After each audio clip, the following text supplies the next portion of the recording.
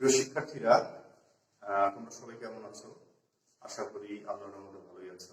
আমি মোহাম্মদ ফারুক হোসেন, সহকারী শিক্ষক biology, ideal residential model school, Chirirbandar, Dinajpur. তো প্রিয় শিক্ষার্থীরা, বায়োলজি অনলাইন ক্লাসে তোমাদের আবারও আমি স্বাগত জানাচ্ছি।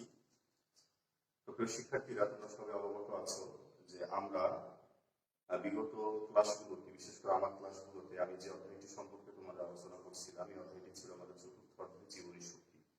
তো তারই ধারাবাহিকতায় আজকে আমরা ওই অধ্যায়টি শুরু করব, যেহেতু আমাদের ওই অধ্যায়ের কিছু অংশ বাকি ছিল। তো প্রিয় শিক্ষার্থীরা, আমরা মোটামুটি চতুর্থ অধ্যায়ের অধিকাংশ অংশই শেষ করতে পেরেছি। জাস্ট অল্প কিছু অংশ আমাদের আলোচনা করা বাকি ছিল।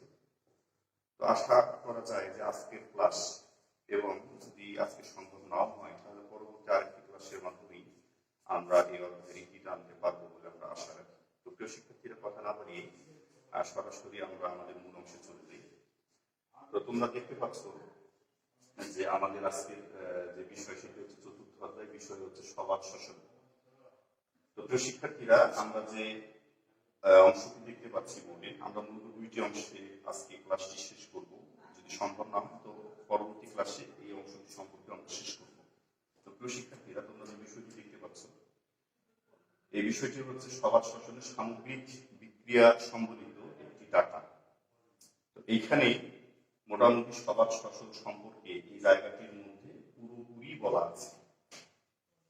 তো বলা হয়ে থাকে যে এই অধ্যায়ে এই অংশটি হচ্ছে প্রাণ, অর্থাৎ যদি আমরা দেখি যে বিগত সালগুলোতে বা বিভিন্ন পরীক্ষায় এই অধ্যায় থেকে যদি প্রশ্ন হয়ে থাকে, তাহলে 50% অধিক প্রশ্ন কিন্তু আমাদের এই অংশ দুটিকে হয়ে থাকে। তাহলে অত্যন্ত গুরুত্বপূর্ণ অংশ, প্রিয় শিক্ষার্থীরা, তোমরা বুঝতে পারছো। তাহলে এই অংশ থেকে আমাদের যদি কখনো প্রশ্ন আসে, বিশেষ করে অধ্যায় থেকে, তাহলে আশা করা যায় যে এই অংশটি থেকে আমরা অধিকাংশ প্রশ্নই কমন পেতে পারি। এই জন্য আমরা আজকের ক্লাসে, বিশেষ করে তোমরা যখন আমার ক্লাসটি দেখবে, ফুটিয়ে ফুটিয়ে দেখবা, মনোযোগ সহকারে দেখবা। আশা করি যে তোমাদের যে সমস্যাগুলো আছে এই ডাটাটি সম্পর্কে বা এই সফটটি সম্পর্কে, আশা করা যায় যে ক্লাসটির পর এই সমস্যাটি ইনশাআল্লাহ থাকবে না। তো প্রিয় শিক্ষার্থীরা, আমরা দেখতে পাচ্ছি যে এখানে একটি অণু দেওয়া আছে। এই অণুটি হচ্ছে আমাদের গ্লুকোজ অণু। তো এখানে তোমাদের অবগতির জন্য একটি বিষয় জানিয়ে রাখি, যা আমরা শ্বসন, এরপরে শ্বসনের যে প্রকারভেদ আলোচনা করেছিলাম, যেখানে আমাদের অবাধ শ্বসন এবং সবাদ শ্বসন ছিল। ইতিপূর্বে শ্বসনের সংজ্ঞা, অবাধ এবং সবাদ শ্বসনের সংজ্ঞা তোমাদের প্রদান করা হয়েছে। তথাপি আজকে আমরা আমাদের আবার এই শ্বসনের সংজ্ঞা দিয়ে কিন্তু আমরা আজকে আমাদের ক্লাসটি শুরু করবো। তো শ্বসন বলতে আমরা কি বুঝি, প্রিয় শিক্ষার্থীরা? আমরা ইতিপূর্বে বলেছি যে শ্বসন হচ্ছে একটি জৈবিক প্রক্রিয়া, যে প্রক্রিয়ায় কোষের মধ্যে সঞ্চিত খাদ্যবস্তুগুলো অক্সিজেনের উপস্থিতিতে পুড়ে গিয়ে তাপ শক্তি তৈরি করে। তাকে আমরা কি বলে থাকি? শ্বসন বলে থাকি। অর্থাৎ আমরা এভাবে বলতে পারি যে যে জৈবিক প্রক্রিয়ায় কোষের মধ্যে সঞ্চিত খাদ্যবস্তুগুলো বা সজীব বস্তুগুলো অক্সিজেনের উপস্থিতিতে জারিত হয়ে তাপ শক্তি সহ আর অন্যান্য যে শক্তিগুলো তৈরি করে, তাকে আমরা কি বলে থাকি? শ্বসন বলে থাকি। তো শ্বসনকে মোটামুটি আমরা দুই ভাগে ভাগ করে থাকি, একটি হচ্ছে অবাধ শ্বসন আর একটি হচ্ছে সবাদ শ্বসন। তো আমরা জানি যে যেটি আমাদের সবাদ শ্বসন, এই শ্বসনে অক্সিজেনের উপস্থিতি একান্তই কাম্য, অর্থাৎ অক্সিজেনের উপস্থিতি ছাড়া এই শ্বসন কখনোই সংঘটিত হবে না। আর শ্বসনী বস্তু হিসেবে সাধারণত আমাদের গ্লুকোজ, এরপরে হচ্ছে আমাদের বিশেষ করে অন্যান্য যে শ্বসনী বস্তুগুলো আছে, আমরা বলতে পারি এখানে আমাদের আমিষ, এরপরে রয়েছে আমাদের চর্বি জাতীয় উপাদানগুলো, এগুলো সবই কিন্তু শ্বসনী বস্তু। আর শর্করার মধ্যে শ্বসনী বস্তু হচ্ছে আমাদের কি? গ্লুকোজ। তাহলে এই গ্লুকোজ এখানে জারিত হয়ে বা ভেঙে গিয়ে বিভিন্ন ধাপে ধাপে ধাপে ধাপে এখানে শক্তিগুলো তৈরি করবে। তাহলে তোমরা বই খুললেই দেখবে যে আমাদের যে সবাদ শ্বসনের যে প্রক্রিয়াটি আছে, এই প্রক্রিয়াটিকে মোটামুটি 4টি অংশে ভাগ করা হয়েছে। কয়টি অংশে? 4টি অংশে। তো সর্বপ্রথম আমরা যে অংশটি দেখতে পাচ্ছি, প্রিয় শিক্ষার্থীরা, সেই অংশটি হচ্ছে আমাদের এইখান থেকে এই পর্যন্ত। এই প্রক্রিয়াটিকে বলা হয় গ্লাইকোলাইসিস। কি বলা হয়, প্রিয় শিক্ষার্থীরা? গ্লাইকোলাইসিস।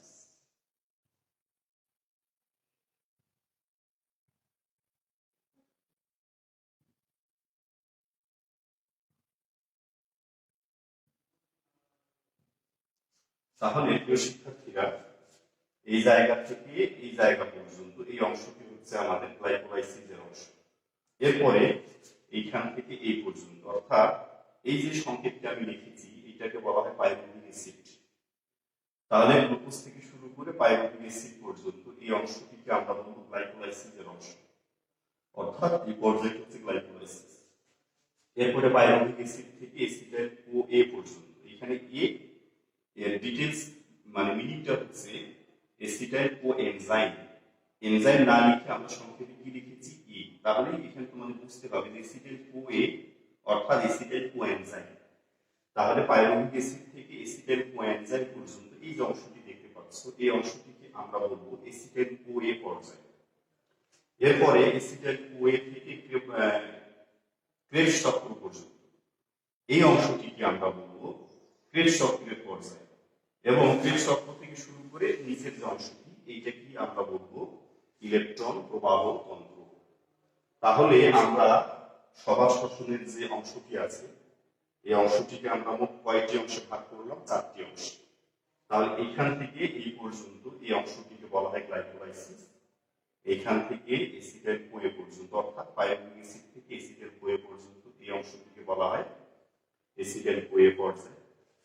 এসিটাইল CoA থেকে ক্রেবস চক্র পর্যন্ত এই অংশটিকে বলা হয় ক্রেবস চক্রের পর্যায়, এবং ক্রেবস চক্র থেকে শুরু করে আমাদের পরবর্তী যে নিচের অংশটি আমরা দেখতে পাচ্ছি এই অংশটিকে আমাদের বলা হয় ইলেকট্রন প্রবাহ তন্ত্র। তাহলে সবার শ্বসনের যে প্রথম পর্যায়টি আছে এই পর্যায়টিকে আমরা কি বলবো? গ্লাইকোলাইসিস। তাহলে আমরা এবার দেখবো যে গ্লাইকোলাইসিসে কি কি ঘটনাগুলো আমাদের ঘটে থাকে। তাহলে গ্লাইকোলাইসিসে আমরা দেখতে পাচ্ছি যে এক অণু গ্লুকোজ জারিত হয়ে কিছু বস্তু তৈরি করে। কি তৈরি করে? কিছু বস্তু এখানে তৈরি হয়।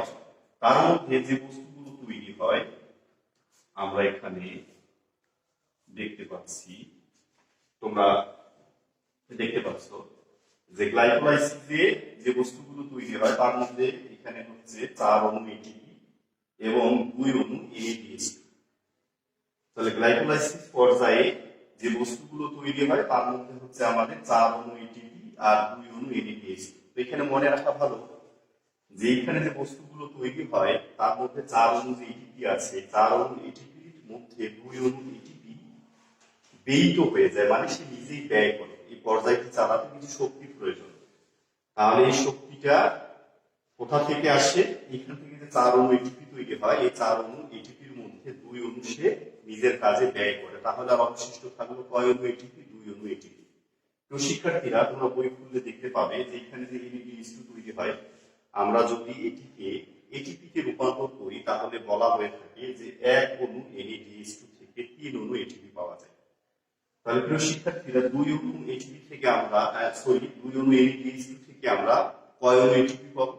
যদি 1 অণু থেকে আমরা 3 অণু এটিপি পাই তাহলে 2 অণু NADH2 থেকে আমরা এটিপি পাবো কয় অণু? 6 অণু। তাহলে এখানে মোট এটিপি আমাদের তৈরি হচ্ছে 10টি। এখানে আছে 4 আর এখানে 6 আর 4 কত? 10। তাহলে 10টির মধ্যে 2 অণু এটিপি সে নিজের কাজে ব্যয় করে। তাহলে আর অবশিষ্ট থাকলো কয় অণু? 8 অণু। প্রিয় শিক্ষার্থীরা এবার আমরা পরবর্তী ধাপে চলে যাই। পাইরুভিক অ্যাসিড থেকে এসিটাইল CoA পর্যন্ত এই অংশটিকে বলা হয় এসিটাইল CoA এর পর্যায় বা ধাপ। তো প্রিয় শিক্ষার্থীরা আমরা দেখতে পাচ্ছি যে এইখানে অর্থাৎ এই পর্যায়ে গ্লুকোজ ভেঙে দুই দিকে যে 2 অণু পাইরুভিক অ্যাসিড তৈরি হয় এই পর্যায়ে এসে পাইরুভিক অ্যাসিড কিন্তু ব্যয় হবে। কারণ এই পাইরুভিক অ্যাসিড ব্যয় হয়ে যে বস্তুগুলো তৈরি হয় এখানেও যে বস্তুগুলো তৈরি হয় সেম এই দিকেও একই বস্তুগুলো তৈরি হয়। অর্থাৎ আমরা যদি একদিকের অংশটাকে ভালোভাবে বুঝতে পারি তাহলে অপর দিকের যে অংশটি আছে সেটিও বুঝতে আমাদের কোনো সমস্যাই নেই। অর্থাৎ এই অংশটিও যেমন এই অংশটিও তেমন। তাহলে এখানে গ্লুকোজ ভেঙে দুই দিকে 2 অণু পাইরুভিক অ্যাসিড তৈরি হয়, এইদিকে 1 অণু এইদিকে 1 অণু। তাহলে এসিটাইল CoA যে পর্যায়টি আছে এই পর্যায়ে পাইরুভিক অ্যাসিড এবার ভেঙে যাবে। ভেঙে গিয়ে কি তৈরি হবে? কার্বন ডাই অক্সাইড তৈরি হবে এবং 2 অণু NADH2 তৈরি হবে। তো প্রিয় শিক্ষার্থীরা আমরা আগেই অবগত হয়েছি যে 1 অণু NADH2 থেকে 3 অণু এটিপি পাওয়া যায়। তাহলে এখানে 2 অণু NADH2 থেকে আমরা মোট এটিপি পাবো কয় অণু? 6 অণু এটিপি পাবো। তাহলে আমরা বলতে পারি যে এসিটাইল CoA যে পর্যায়টি আছে এখানে তাহলে মোট কত অণু এটিপি তৈরি হবে? 6 অণু। আর প্রথম যে পর্যায়টি ছিল আমাদের গ্লাইকোলাইসিস এইখানে আমাদের মোট এটিপি তৈরি হয়েছে 10, কিন্তু 2 অণু দহিত হয়ে অবশিষ্ট ছিল 8। তাহলে এখানে মোট 8 অণু এটিপি পেয়েছি, এখানে আমরা এটিপি পেলাম 6 অণু। প্রিয় শিক্ষার্থীরা, এবার আমরা পরবর্তী ধাপে চলে যাই। পরবর্তী ধাপটি হচ্ছে আমাদের ক্রেবস চক্র। তো ইংরেজ ফ্রান্স স্যার হ্যান্স ক্রেবস সর্বপ্রথম এই চক্রটি আবিষ্কার করেন, এই জন্য তার নাম অনুসারে এই চক্রটির নাম হয়ে গেছে ক্রেবস চক্র, এবং এটি চক্রাকারে বারবার ঘটতেই থাকে, এই জন্য এটাকে চক্রাকারই তোমাদের দেখানো হয়েছে। তাহলে এসিটাইল কোয়েল থেকে ক্রেবস চক্র পর্যন্ত এই যে অংশটি, এই অংশটি হচ্ছে মূলত আমাদের ক্রেবস চক্র। তাহলে ক্রেবস চক্রের দহিত বস্তু হবে এসিটাইল কোএনজাইম।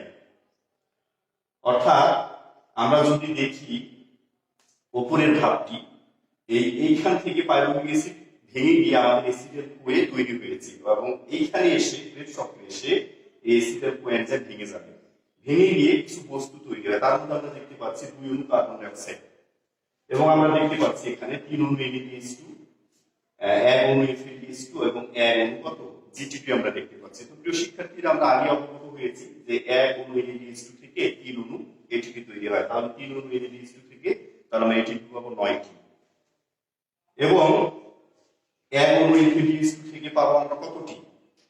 প্রিয় শিক্ষার্থীরা, তোমরা যদি বই খুলে দেখো তাহলে তোমাদের এই তথ্যটি তোমরা এই পাশে তোমরা পেয়ে যাবে যে 1 অণু FeDH2 থেকে আমাদের ATP তৈরি হয় 2টি, অর্থাৎ 79 পৃষ্ঠায় তোমরা এই তথ্যটি পেয়ে যাবে। তাহলে 1 অণু NADH2 থেকে আমরা ATP পাচ্ছি 3টি, 1 অণু FeDH2 থেকে আমরা ATP পাচ্ছি 2টি, তাহলে এখানে 9টি, এখানে 2টি, 11টি, এবং 1 অণু GTP থেকে আমরা ATP পাই 1টি। তাহলে এখানে মোট ATP তৈরি হচ্ছে 12টি। তাহলে এই দিকে যদি 12টি তৈরি হয়, তাহলে এই দিকে কতটি তৈরি হবে? 12টি। তাহলে মোট এখানে 12 12 কত? 24। তাহলে আমাদের সর্বশেষ যে ধাপটি ছিল ক্রেবস চক্র, এইখানে আমরা মোট ATP পাই 24টি। তাহলে আমরা যদি প্রথম থেকে আরেকবার রিভিউ করি, তাহলে প্রথম ধাপে আমরা ATP পাবো কতটি? 8টি। দ্বিতীয় ধাপে আমরা পাই কতটি?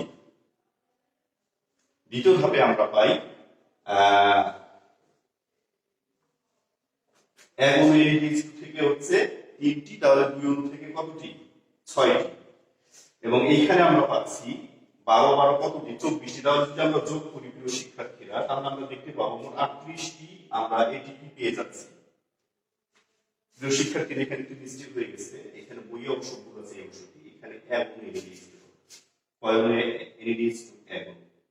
অর্থাৎ আমরা দ্বিতীয় ধাপে যেটাকে আমরা বলছি এসিটাইল কোয়ে, তাহলে এখানে আমরা ATP পাবো, সরি NADH2 পাবো আমরা 1 অণু। তাহলে 1 অণু থেকে হচ্ছে 3 অণু ATP, আর এইদিকে 1 অণু থেকে 3 অণু ATP, তাহলে 3 3 এ হচ্ছে 6।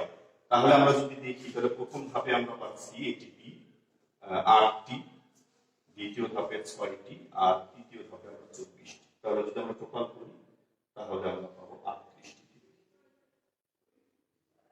তাহলে আমরা সবার শ্বসনের যে ধাপটি আছে, এই ধাপটিকে যদি আমরা বিশ্লেষণ করে দেখি, তাহলে আমরা মোট ATP পাবো 38টি। তো প্রিয় শিক্ষার্থীরা, একটি ধাপটিতে এখন আমাদের বাকি রয়েছে, সেটা হচ্ছে ক্রেবস চক্র। তো মজার বিষয় হচ্ছে যে ক্রেবস চক্র একটা ধাপ, কিন্তু এই ধাপে নতুন করে কোনো ATP তৈরি হয় না।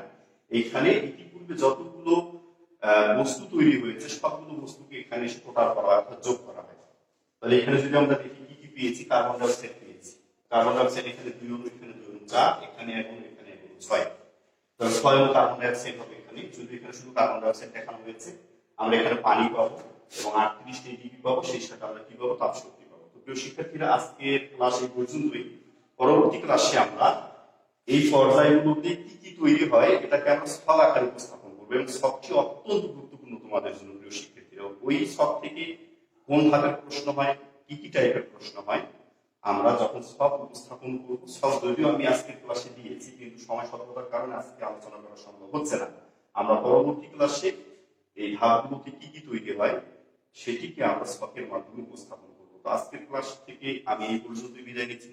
ফারুক হোসেন, তোমরা সবাই বাসায় থাকবে, সরকারি স্বাস্থ্যবিধি মেনে চলবে, এবং আজকে যে বিষয় উপস্থাপন করা হলো তোমরা এটি বই থেকে পড়ে নিবা, এবং সেই সঙ্গে যদি কোনো প্রশ্ন উত্থাপিত হয় তাহলে তোমরা কমেন্ট বক্সে আমার এই ক্লাসে উত্থাপন করবো। আশা করা যায় যে পরবর্তী ক্লাসে আমরা এই বিষয়গুলো সলভ করতে পারবো। প্রিয় শিক্ষার্থীরা, তো ঠিক আছে, আল্লাহ হাফেজ।